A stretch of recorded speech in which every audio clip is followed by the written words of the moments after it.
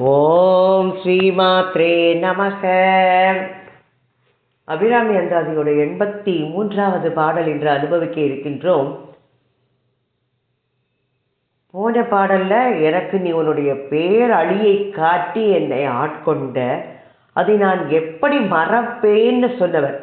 என்னையும் நீ ஒரு பொருட்டாக எண்ணி எப்பேற்பட்ட பேரானந்த நிலையை எனக்கு நீ கொடுத்தாய் இல்லையா, அதை நான் மறக்கவே மாட்டேன், என்றைக்கும் உள்ளுதோறும்னு சொன்னார், நினைவில் கொள்வேன்னு சொன்னவர். ஏன்னா எப்படி நமக்கு யார் ஒரு உதவி பண்ணாலும் அதை நம்ம மறக்கக்கூடாது. என்னன்றி கொன்றார்க்கும் உய்வுண்டாம் உய்வில்லை, செய்நன்றி கொன்ற மகற்குன்னு திருக்குறள் படிச்சிருக்கோம். அப்போ என்னை நீ பொருட்டா நினச்சி என்னை ஆட்கொண்டாயே, அதை நான் எப்படி மறப்பேன் அப்படின்னு சொல்லுவேன்.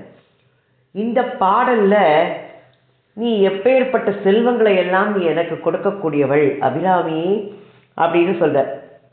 விரவும் புது மலர் இட்டு நின் பாத விரை கமலம், இரவும் பகலும் இறைஞ்ச வந்தார் இமையோர் எவரும், பரவும் பதமும் ஐராவதமும் பகீரதியும் உரவும் குரிசமும் கற்பகக்காவும் உடையவரே அப்படின்னு சொல்ற.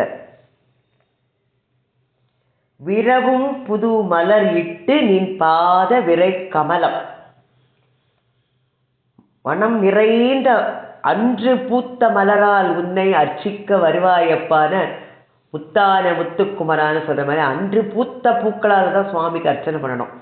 அதனால தான் இவர் விரவும் புது மலர் இட்டு நின் பாத விரை கமலம், இரவும் பகலும் இறைஞ்ச வந்தார் இமையோர் எவரும், பரவும் பதமும் ஐராவதமும் பகீரதியும் உரவும் குலிசமும் கற்பகக்காவும் உடையவரே அப்படின்னு ரொம்ப அழகாக சொல்லியிருக்கார்.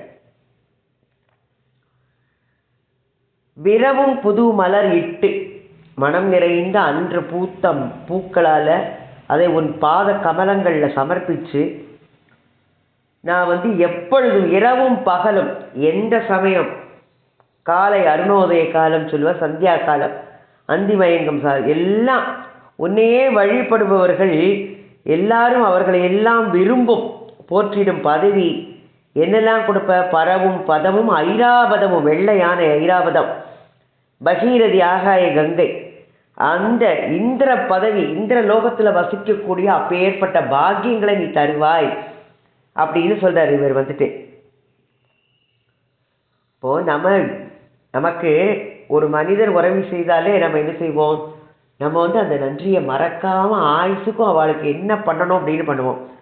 அப்போ நமக்கு இறைவன் எப்பேற்பட்ட பேர் உபகாரத்தை செய்தால் அவனுக்கு நாம் எப்படி நன்றி கடன் பட்டிருக்கணும் அப்படின்னு சொல்ற. அதனால தான் எதுனாலும் விரவும் புது மலர் இட்டுன்னு சொல்லி அழகா சொல்ற. ஏன்னா நம்ம எடுத்திருக்கக்கூடிய பிறவி, நம்ம பகவானுக்கு எப்படி பூஜை செய்யணும், நம்மளுக்கு ஜந்தூனாம் நரஜன்மம் துர்லபம்னு விவேக சூடாமணியில் ஆதிசங்கரர் சொன்ன மாதிரி அரிது அரிது மானிடராய் பிறத்தல் அரிதுன்னு ஔவையார் சொல்லியிருக்கா. அதே தான் நாம் எத்தனை விதமான இருந்து நாம் மனித பிறவி அடைஞ்சிருக்கோம். அப்போ இந்த மனித பிறவி எடுத்தால் என்ன செய்யணும், எப்பேற்பட்ட பாக்கியம் பெற்று.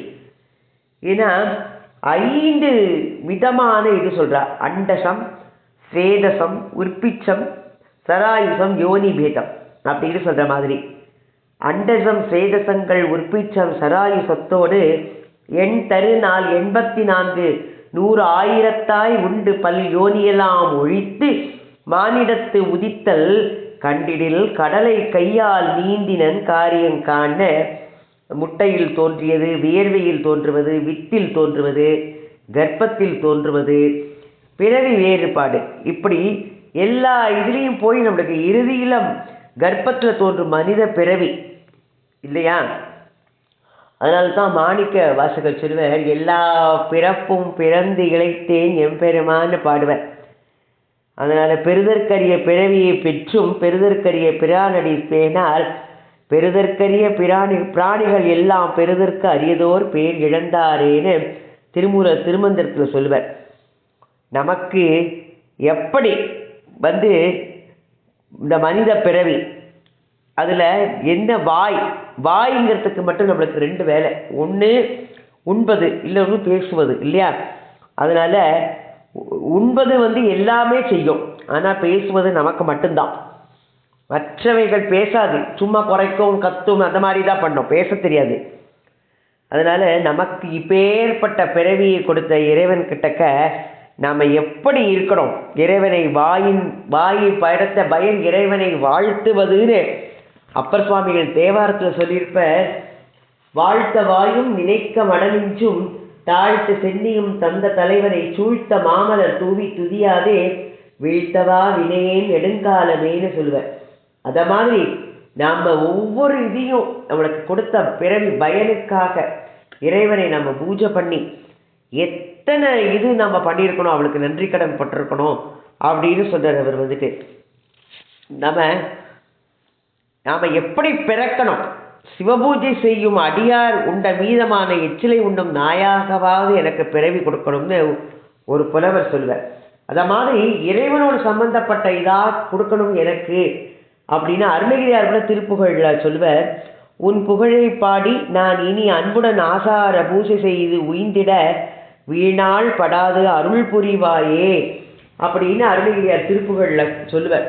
அத மாதிரி நாம் சிவபெருமான் எப்படி எல்லாருக்குமே பூஜைங்கிறது அவருக்கு பிடித்த ஒன்றுன்னு சிவபெருமான் அம்பாள்கிட்ட சொன்னதா ஒரு வரலாறே சொல்லுவா. எண்ணிய ஆகமம் இயம்பிய இறைவர் தாம் விரும்பும் உண்மையாவது பூசனை என உரைத்து அருள அண்ணலார் தம்மை அர்ச்சனை புரிய ஆதரித்தாள் பெண்ணில் நல்லவளாயின பெருந்தவ கொழுந்தே அப்படின்னு மார்க்கண்டேய சரித்திரத்தில் சொல்லியிருப்பார். சுவாமியே சொல்லுவாராம், எனக்கு பூஜை பண்ணினது ரொம்ப பிடிக்கும் அப்படின்ட்டு. அப்போ நம்ம எப்படி பூஜை பண்ணணும்? வகை வகையாக வண்ணமான அன்ற பூத்த வாசனை மிகுந்த மலர்களால் அம்பாளை நம்ம அர்ச்சிக்கணும் அப்படின்னு சொல்கிறார். விரவும் புது மலர், அப்படியே புது புது புது புது பல வகை வண்ணங்கள் கொண்டு பலவித வாசனைகள் கொண்ட மலரால் நாம் பூஜை பண்ணணுமா. மல்லிகை, ரோஜா, பிச்சி, தாமரை இதெல்லாம் நல்ல வாசனை மிகுந்த மலர்கள் வெள்ளை, சிவப்பு, எத்தனை வண்ணங்கள் இல்லையா?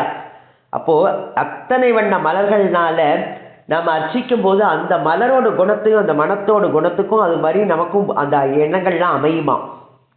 வெள்ளை பொதுவாகவே சொல்லுவா சத்வகுணம் இல்லையா? ஏதாவது ஒரு சமாதான கொடி பிடிச்சிட்டு வரணும்னா வெள்ளை கொடி, வெள்ளை புறா பறக்க விடுறது எல்லாம் சமாதானத்துக்காண்டி. அப்போ வெள்ளைங்கிறது சத்வகுணம், சிவப்பு ரஜோகுணம், மஞ்சள் மங்களம், பச்சை மகிழ்வு, நீலம் தெளிவாக இருக்கணும்னா நீல இதனால. அதனால அந்தந்த வண்ண மலர் கொண்ட அர்ச்சனை அது பண்ணும்போது அதற்கு ஏற்றவாறு நம்மளுக்கு அந்த குணமும் அமையும் அப்படிங்கிறார் அவர்.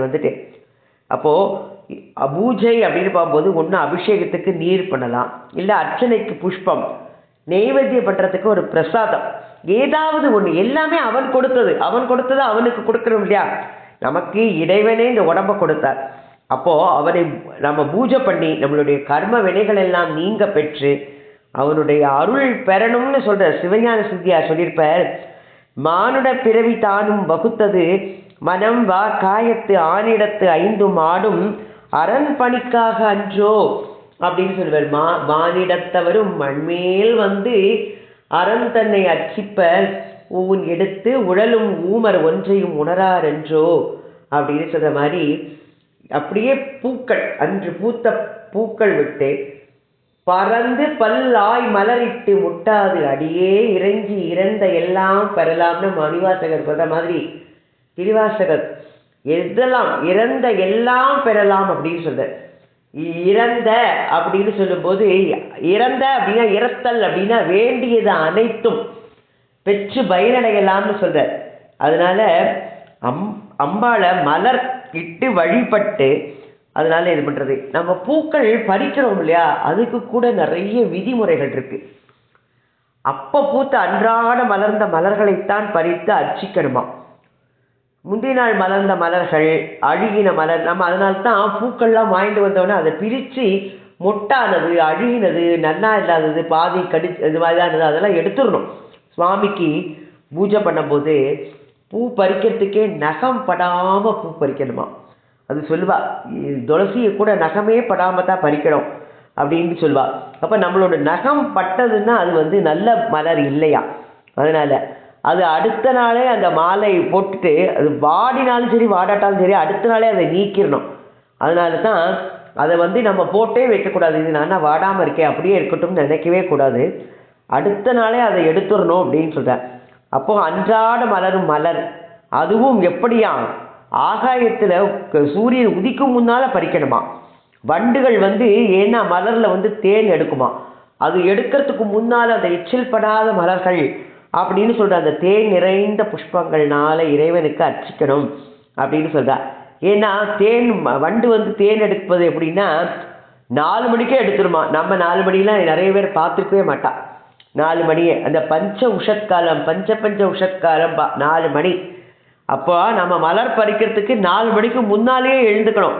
இது நம்ம எப்படி முடியுமா நம்மளால அப்படின்னு நம்மளுக்கு தோணும் இல்லையா. அதனால ஒரு நாளைக்கு நம்ம ப்ராக்டிஸ் பண்ணிட்டா நிச்சயமாக முடியும். அப்படிங்கிற நம்ம பகவானுக்கு அர்ச்சிக்கணுங்கிற எண்ணம் வந்துருச்சுன்னா 4 மணிக்கே பூ பறிச்சுருவோமா. அப்படிப்பட்ட இதை சொல்கிறார். அதனால தான் மலர்களை பறித்து அன்றாட மலர்ந்த மலர்களை பறித்து அர்ச்சிக்கணும் அப்படின்னு சொல்கிறார். அவர் 8 வித மலர்கள் பகவானை பூச்சிக்கணுமா.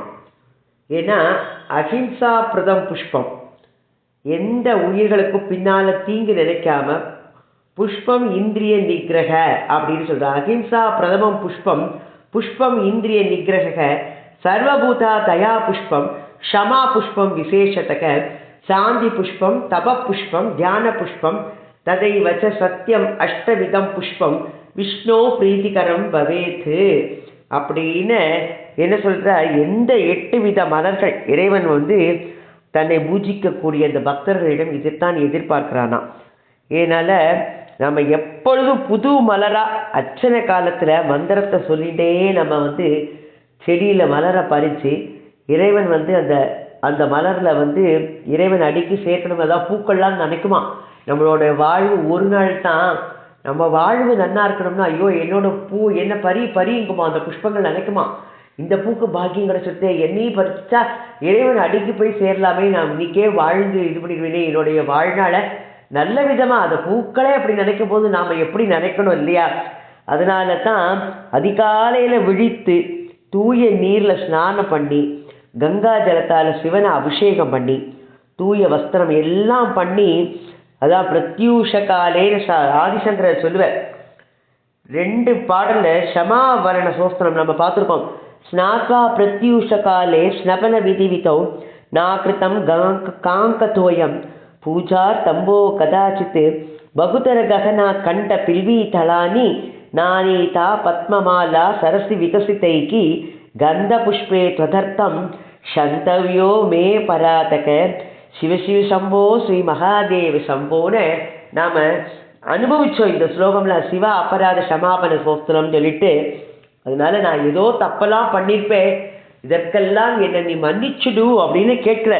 நீ கிருபா சமுத்திரம் மகாதேவன், அதனால நீ என்னை மன்னித்து அருள் புரியணும்னு உன்னை எப்படி பண்ணணும். துக்தை மத்வாஜ்ய யுக்தை ததிசித சகிதை ஸ்நாபிதம் நைவலிங்கம் நோலிப்தம் சந்தனாத்தியை கனக விரச்சிதை பூஜிதம் அப்ரசூனை தூபை கற்பூர தீபைகி விவிதர சயுதைகி நைவ பஷ்யோம் அப்பகாரைகி சந்தவ்யோ மே அபராதக சிவசிவ சிவபோ ஸ்ரீ மகாதேவ சம்போ அப்படின்னு சொல்ற.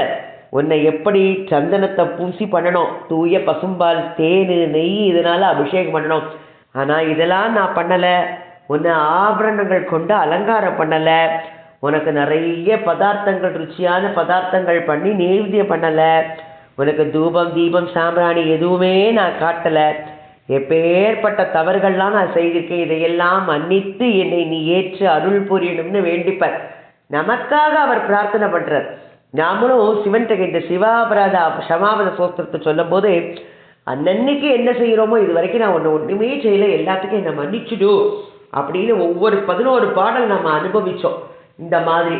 அப்போ இதனால நாம் செய்ய வேண்டியதை செய்யாமல் செய்யக்கூடாதவர்களை செய்யாமல் அப்படின்னா அதை செய்யுதான் அதெல்லாமே பாவங்கள். இதெல்லாம் இல்லாமல் நீ என்னை அருள் புரிவாய்.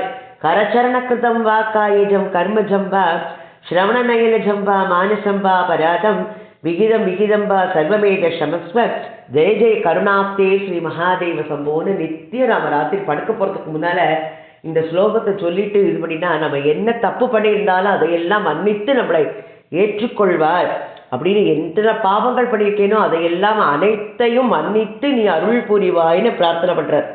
இரவும் பகலும் இறைஞ்சவல்ல இப்படி பூஜை பண்ணி எவ்வளவு எப்படி செஞ்சுட்டே இருக்கணுமா அப்படின்னா நமக்கு எப்படி எல்லாம் நல்லது நடக்கிற வரைக்கும் நம்ம டெய்லி பூஜை பண்ணிகிட்டே தான் இருக்கிறோம். அதுக்கு கால எல்லையே கிடையாது, எப்பொழுதும் பூஜிச்சுட்டே இருக்கணும்.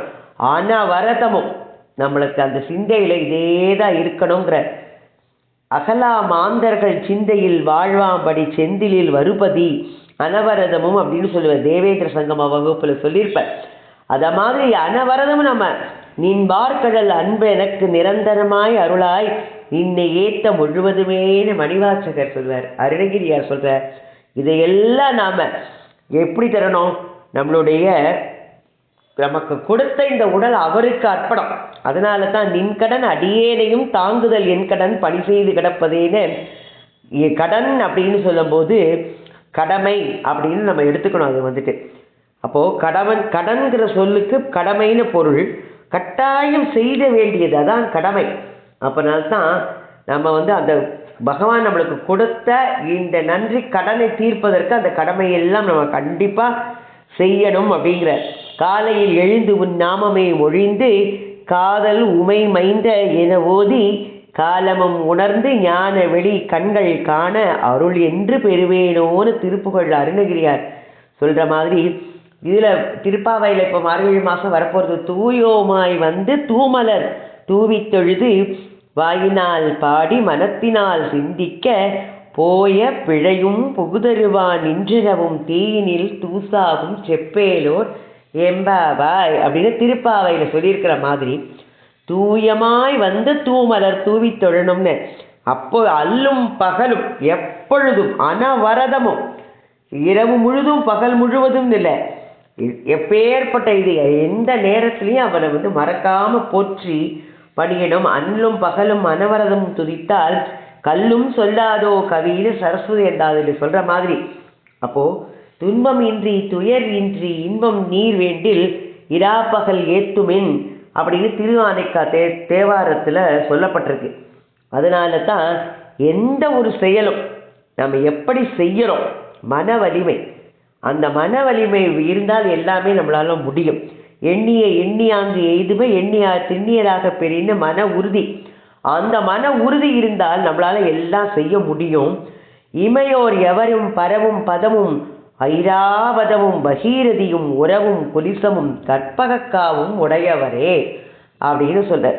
இப்படி புது மலர்களால் அம்பாளோட திருவடிகளில் மலர்களை அப்படியே சமர்ப்பித்து அனவரதமும் அகலாமல் நம்ம வழிபடும் அந்த அவர்களுக்கு இந்த உலகத்தில் இந்த செய்த பூஜையின் பலனாக அந்த உலகத்துக்கு போகும்போது இந்திர லோக பதவி இந்திர போகத்தையெல்லாம் பெற்று சுயக்கூடிய அந்த பலனை அழிவிப்பாராம் அம்பாள் அப்போ இந்திர பதவி கிடைத்தது. ஆனால் அதை கூட ஒருத்தர் என்ன சொன்னார், அது இந்திர லோகம் ஆடும் அதை கூட எனக்கு வேண்டாம், ஸ்ரீரங்கத்தில் பெருமாளே ஒன்றை பார்த்துட்டு இருந்தா போறோங்கிற இந்திர லோகம் ஆளும் அந்த பதவி எனக்கு வேண்டாம்னு சொன்ன. அதனால தான் வெள்ளி மலை எனவே கால் வாங்கி நிற்கும் கலிச்சான் அப்படின்னு கந்தர் அலங்காரத்தில் அருணகிரியார் சொல்லுவார். அப்போ எப்பேற்பட்ட எல்லாராலையும் போற்றி புகழப்படும் பெரும் பதவி 100 அஸ்வமேத யாகம் பண்ணால் தான் இந்திர பதவி கிடைக்கும். அப்பேற்பட்ட உயர்வு அந்த இந்திர பதவி. அப்போது அபிராமியை நம்ம நமஸ்காரம் பண்ணி சோஸ்திரம் பண்ணும்போது இந்த பதவி தன்னால் சேரும் அப்படிங்கிறா. ஐராவதமும் பகீரதியும்னு சொன்னார். ஐராவதம் வெள்ளை யானை கஜம் இல்லையா, சிறந்த ஐஸ்வர்யம் இந்திரன்டக்க இருக்கிறது அந்த விண்ணுலக யானை, உடல் முழுவதும் வெள்ளை நிறம் ஐராவதம். அதில் இந்திரன் தான் பவனி வர முடியும். 4 தந்தம் இருக்கும் அந்த ஐராவதத்திற்கு. அதனால் அப்பேற்பட்ட பாக்கியத்தை கொடுப்பாளாம். பகீரதி கங்கை நதி, நம்ம கங்கையை போல புனிதமான நதி கிடையாது இல்லையா, அது அந்த கங்கைக்கு உள்ள ஒரு பெயர் பகீரதி. பகீரன் அவன் பகீரதனோட தவத்தினால அந்த பிரயத்தனத்தினால பூமிக்கு வந்ததுனால அதுக்கு பேர் பகீரத்தின்னு பெயர். இன்னரு நீர் கங்கை ஆறு அப்படின்னு பாரதியார் கூட சொல்லியிருப்பார். கங்கை நீர் புனிதமாயேன்னு ஆழ்வார் பாசுரம் சொல்கிறது. அப்போது விண்ணுலகத்தில் உள்ள கங்கை பாகீரதி, ஆகாச கங்கை, அப்படி தினமும் அதில் தான் இந்திரன் நீராடுவானா. அப்போ ஏற்பட்ட பாகியத்தை கொடுப்பாளாம். அந்த கங்கை நதி அந்த நீராடுற பாகியம் நமக்கு கிடைக்குங்கிற உறவும் குலிசமும்.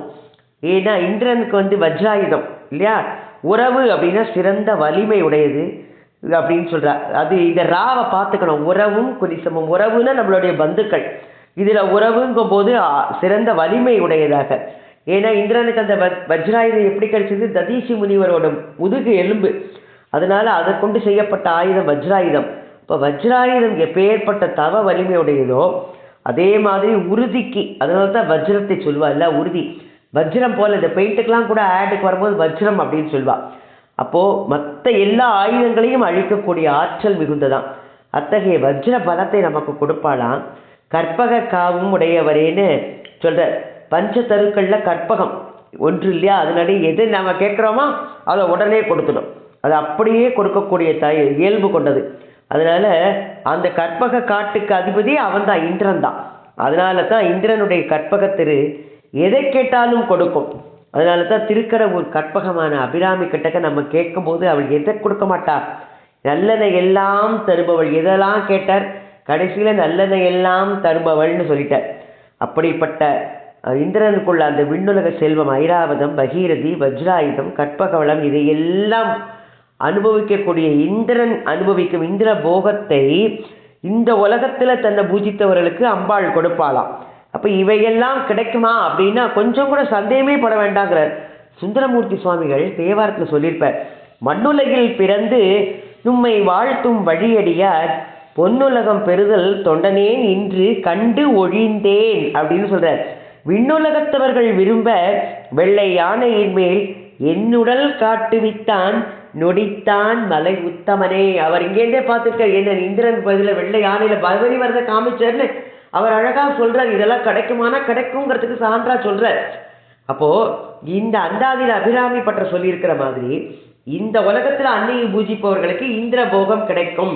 அதனால தான் சுந்தரர் பொன்னுலகம் பெறுதல் அப்படின்னு சொன்னார். ஐராவதம்ங்கிறத வெள்ளை யானையின் மேல்னு சொன்னார். அதனால தான் இத்தகைய இந்திர போகத்தை அம்பாளே கொடுக்க முன்வரா. ஆனாலும் கூட சில அடியவர்கள் அதே வேண்டாம், இந்திர போகம் நிலைத்ததா, அதுக்குள்ள அங்கே புண்ணியம் இருக்கிற வரைக்கும் அதை அனுபவிக்கலாம், திருப்பி கீழே தான் வந்தாகணும். அதனால தான் ராமகாதையில் கூட சொல்லுவார், சரபங்க முனிவருக்கு இந்திரன் பிரம்ம பதவி தருவதா சொன்ன போது கூட அவர் வேண்டான்னு சொல்லிட்டாராம். சொற்பொங்கு பெரும் புகழோய் தொழில்மாய் சிற்பங்களின் வீவன சேர்குவனோ அற்பம் கரு தேன் என் அருந்தவமோ கற்பம் பல சென்றது காணுதியால் அப்படின்னு கம்பராமாயணத்தில் கம்பர் சொல்லியிருப்பார், கம்ப நாட்டாழ்வார். அத மாதிரி எனக்கு அது வேண்டாம் அப்படின்னு சொல்ற. இந்திர லோகமாலும் அச்சுவை பெரினும் வேண்டேன் அப்படின்னு தொண்டரடி பொடி ஆழ்வார் சொன்னார். பச்சை மாமலை போல் மேனி பவழவாய் கமலச்செங்கன் அச்சுதா அமரர் ஏரே ஆயதம் கொழுந்தே என்னும் இச்சுவை தவிர வேறு எதுவும் எனக்கு வேண்டாம். இச்சுவை தவிர வேறு எதுவும் எனக்கு வேண்டாம்னு சொன்னார். இந்திர லோகமாலும் அச்சுவை பெரினும் வேண்டேன்னு சொன்னார். அத மாதிரி எப்பேற்பட்ட இது அம்பாள் நம்மளுக்கு எல்லாம் கொடுத்துட்டாள்னா நம்மளுக்கு அந்த பதவியெல்லாம் எதுக்கு அப்படின்ற. அப்போ இந்த இந்த இந்த மண்ணுலகத்தில் நம்ம மானிடராக பிறந்திருக்கோம். அம்பாளை நம்ம அனுதினமும் நம்ம பூஜை பண்ணி அதன் பகலாக இந்திரபோகம் வந்தால் கூட இந்த பூஜித்ததுக்கு மகத்துவத்துக்கு தான் அது இழுக்குங்கிறார். நான் இந்த இந்திர பதவி பெறுவதற்காக அம்மா உன்னை நான் பூஜித்தேன், எனக்கு வேண்டாம், நீ உன்னுடைய சாயுஜ்ய பதவி தான் எனக்கு வேணும் அப்படின்னு அதுதான் மிகச்சிறந்த பலன்னு நம்மளுக்கு இந்த அந்தாதி மூலமாக அவர் சொல்கிறார். இதெல்லாம் கொடுத்தா அதெல்லாம் நினைக்குமா, வேண்டாம் அம்மா உன்னுடைய சாயுஜ்ய பதவி எனக்கு அது ஒன்றே போரும்னு அபிராமி பற்ற கேட்கிறார். நமக்கும் அந்த சாயுஜ்ய பதவி 4 இது சொல்லியிருக்கோம். சாயுஜ்யம் சாமீபம்னு சொல்ல முடியாது. சாயுஜ்யம் கடைசி, சாரூபம் சாலோகம் அப்படின்னு அதெல்லாம் வேண்டவே வேண்டாம். சாமீபம்னு எனக்கு இதெல்லாம் வேண்டாம், சாயுஜ்ய பதவி தான் வேணும்னு கேட்கிறார். நாமும் அம்பாள் கிட்டக்க எனக்கு இந்த பதவி தான் வேணும், இந்த இந்திரலோகம் ஆளும் அந்த பதவியெலாம் எனக்கு வேண்டாம் அப்படின்னு இவர் மறுக்கிற மாதிரி நம்மளும் மறுக்கணும். அதெல்லாம் நிலையானது இல்லை. அதனால் அம்பாளை பணிபவர்களுக்கு எல்லாமே பாக்கியங்கள் கிடைக்குங்கிறத ரொம்ப அழுத்தம் திருத்தமாக அபிராமி பற்ற எடுத்து சொல்கிறார். ஒவ்வொரு தேனாக அனுபவிச்சுட்டு இருக்கோம். தேன் துளிகள், இந்த துளிகள் எல்லாம் சேர்ந்த தேன் அடையாக அபிராமி அந்தாதி 100 பாடல்களும் நமக்கு அனுபவிக்க அம்பாள் அனுகிரகம் பண்ணிட்டு இருக்கா. ஆச்சு 83 பாடல்கள், இன்னும் ஒரு 17 பாடல்கள் பார்த்தா இந்த அபிராமி அந்தாதி அவளை முழுவதுமாக அனுபவித்த பலன் நமக்கு கிடைக்கட்டும். ஓம் ஸ்ரீ மாத்ரே நமக. அபிராமி அன்னைக்கு ஜெய். அபிராமி அன்னை திருவடிகளே சரணம் சரணம்.